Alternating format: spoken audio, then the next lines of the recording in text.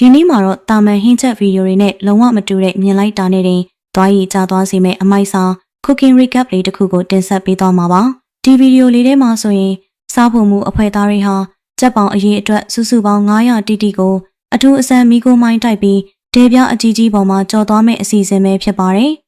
ဒီလောက်များပြားတဲ့ကြက်ပေါင်တွေကိုဘယ်လိုမျိုးအမိုက်စားအရသာထွက်အောင်ချက်ပြုတ်သွားမလဲဆိုတာကိုအတူတူဆက်ကြည့်လိုက်ကြရအောင်ဗျာ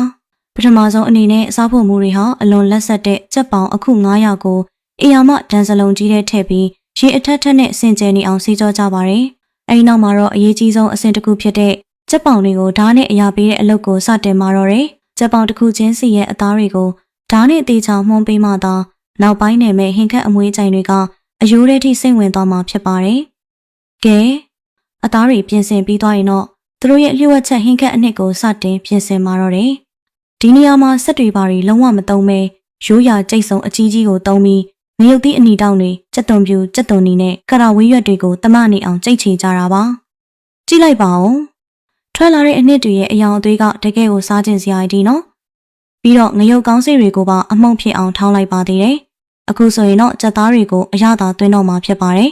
ဒန်အိုးအကြီးကြီးတစ်လုံးနဲ့ကိုကြက်ပေါင်တွေအားလုံးပြောင်းထည့်လိုက်ပြီးခုနကကြိတ်ထားတဲ့ဟင်းခတ်အနှစ်တွေငရုတ်သီးမှုန့်ငရုတ်ကောင်းမှုန့်နဲ့စားကြမ်းတို့ကိုထည့်ပြီးအားရပါရတမအောင်နေပါတော့တယ်စားဖို့မှုတွေကိုယ်တိုင်လက်နှစ်ဖက်စလုံးသုံးပြီးအောက်ခြေအထိရောက်အောင်တေချာနေဖက်ပေးနေတာပါ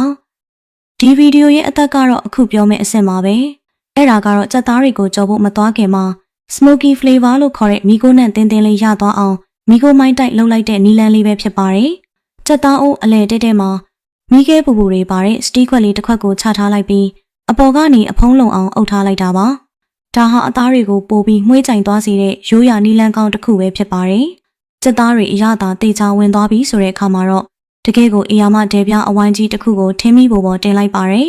ပြီးတော့တဘာဝနန်းစီစစ်စစ်နေအများကြီးလောင်းထည့်လိုက်ပါတယ်စီကြက်လာတာနဲ့တပြိုင်နက်ကြက်ပေါင်တွေကိုတတုပ်ပြီးတတုပ်ဒဲပြပေါ်တင်ပြီးကြက်ကြော်ပါတော့တယ်တောင်ပို့ကြီးတစ်ခုလိုပုံထားလိုက်တာ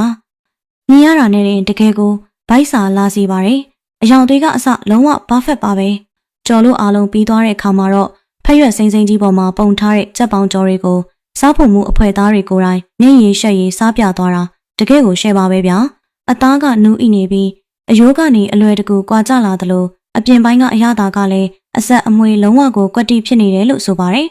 သူတို့စားနေတဲ့ပုံစံကိုကြည့်ရတာတင်တကယ်ကိုအရသာရှိမှန်းသိတာပါတယ်ဒါပေမဲ့ဒီဗီဒီယိုလေးရဲ့အကြည့်နူးရဆုံးနဲ့အနှစ်သာရအရှိဆုံးအပိုင်းကတော့အဆုံးသတ်မှာပါသူတို့ကိုယ်တိုင်အပင်ပန်းခံချက်ပြုတ်ထားတဲ့ဒီကြက်ပေါင်ကြော်တွေကိုသူတို့ကြီးပဲစားတာမဟုတ်ပဲလူအိုယုံကအဖိုးအဖွားတွေကိုထမင်းဟင်းတွေနဲ့အတူတွားရောက်လှူဒန်းကျွေးမွေးခဲ့တာပါပဲဖက်ရွက်လေးတွေပေါ်မှာထမင်းနဲ့ဟင်းကိုရိုးရိုးရှင်းရှင်းလေးပြင်ဆင်ပြီးအဖိုးအဖွားတွေပျော်ပျော်ရွှင်ရွှင်စားတောက်နေကြတာကိုမြင်ရတာတကယ်ကိုပီတိဖြစ်စရာကောင်းလာပါတယ်